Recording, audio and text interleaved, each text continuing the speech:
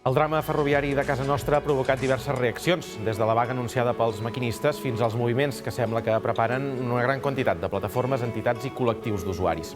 Però també es vol obrir la via judicial, a través d'una querella via acusació popular. Per aclarir què vol dir això i què pot suposar, ens acompanya un dels advocats d'Acció Cassandra que impulsen la querella, Lluís Gibert. Benvingut. Moltes gràcies. D'entrada, Lluís, què és una querella via acusació popular?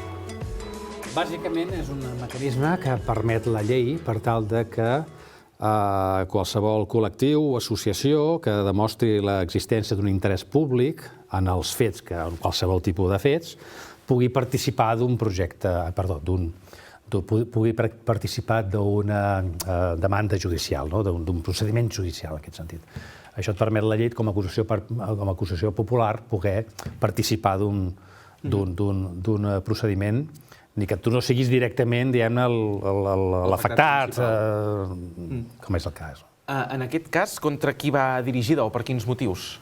Bàsicament, nosaltres ens trobem amb una qüestió fonamental, i és que tenim uns fets concrets, que són l'accident de Gelida, i això ens permet obrir el ventall en diverses possibilitats. Primera, instar el jutge, que en aquest cas ja està obrint diligències, el jutge de Vilafranca, per tal de que investigui aquells fets concrets, és a dir, per què cau aquella paret, si allò es deu a un problema de manteniment, i depurar responsabilitats per tal de que les persones, en aquest cas el mort o els ferits, tinguin una cobertura judicial i que els responsables paguin pels danys causats. Aquest seria el punt d'entrada en el procediment judicial.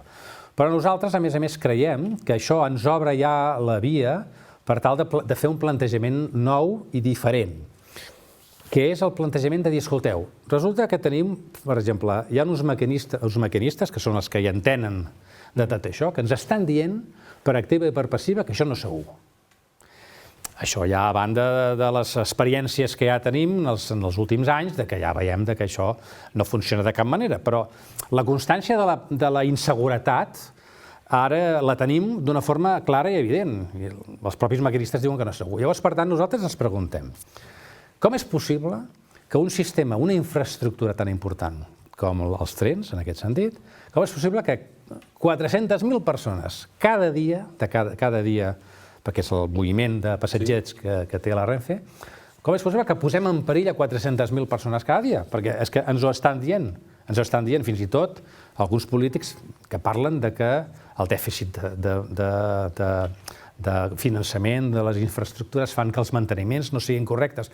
Tot això són paraules, però que al final algú ha de dir, escolteu, com és possible que ens feu passar aquest perill? I això és un delicte.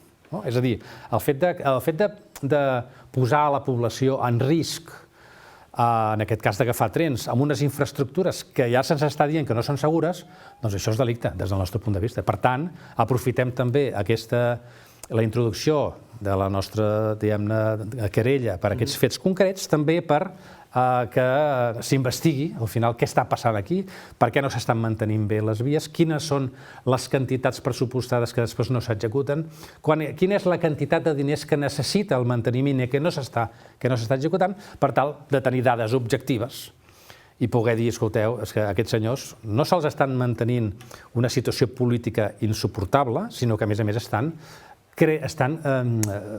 creant o estan perpetrant delictes contínuament.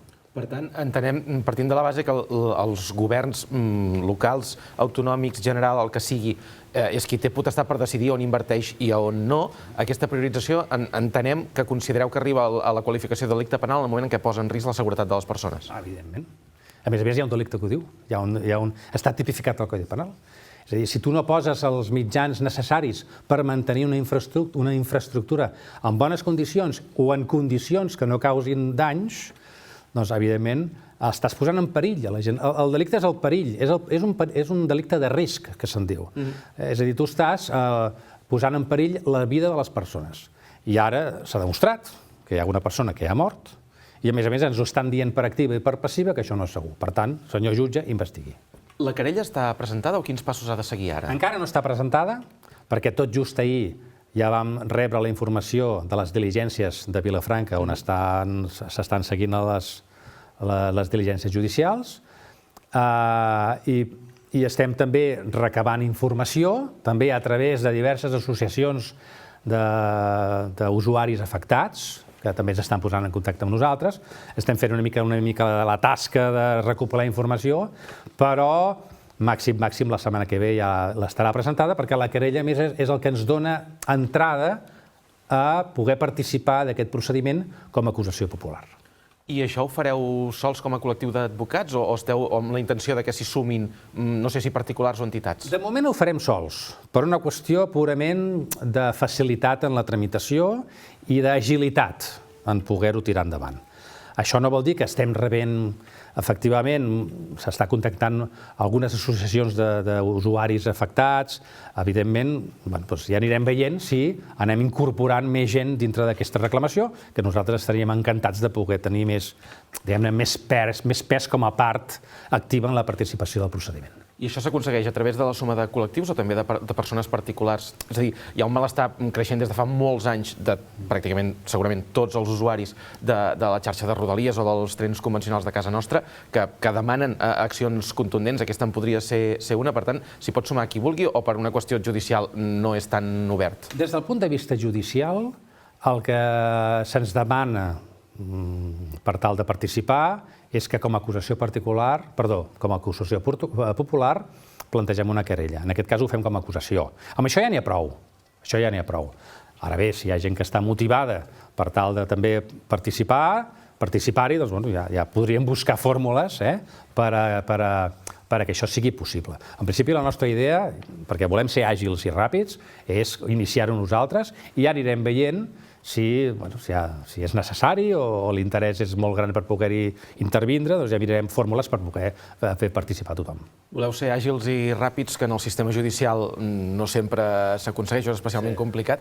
Quin procediment, quin recorregut té aquesta querella o pot tenir aquesta querella? De moment, és evident que els procediments judicials tenen el ritme que tenen, però almenys nosaltres, el que depèn de nosaltres, volem fer la màxima via possible.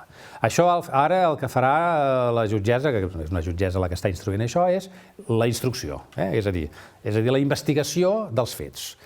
Encara no hi ha ni atestat, perquè evidentment no hi ha hagut temps. Ara el primer que arribarà a les diligències és l'atestat, en aquest cas de la policia, dels Mossos, els informes dels bombers, tots els informes tècnics que la jutgessa necessita per fer-se una miqueta la idea de com ha anat. A partir d'aquí, si la jutgessa considera que el procediment mereix continuar amb la via penal, que nosaltres creiem que sí, i incentivarem perquè això sigui així, començarà la fase de declaracions, prendre declaració als responsables, als polítics responsables, als testimonis, a les víctimes, en fi. No és un procediment, jo crec que serà un procediment una mica feixuc, perquè hi ha feina a fer, però hem de començar a donar-li una miqueta d'empenta.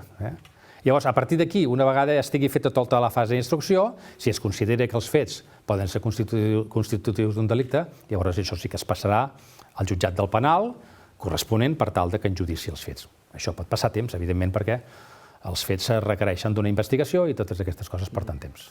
Entenem que si heu emprès una empresa com aquesta és perquè creieu que realment té recorregut judicial, no és només una acció de protesta, per entendre'ns. Efectivament.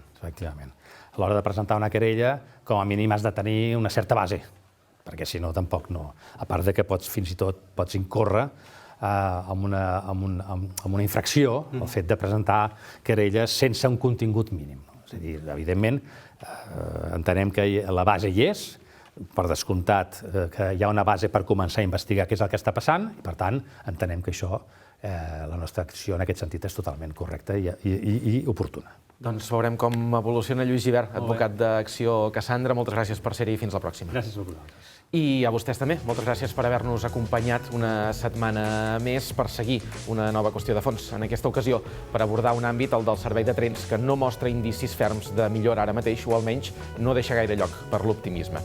Per repetitiu que sigui, no volem deixar d'insistir que tot plegat afecta centenars de milers de persones cada dia des de fa molts anys. I per això, malauradament, considerem que n'haurem de tornar a parlar els pròxims mesos. Els esperem la setmana vinent. Que vagi molt bé. Salut!